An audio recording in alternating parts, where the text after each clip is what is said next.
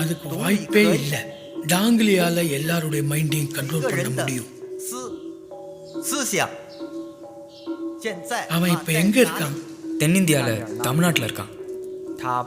அங்க இருக்கிற ஒருத்த மைண்டை தான் கண்ட்ரோல் பண்ண முடியலன்னு சொல்றான்.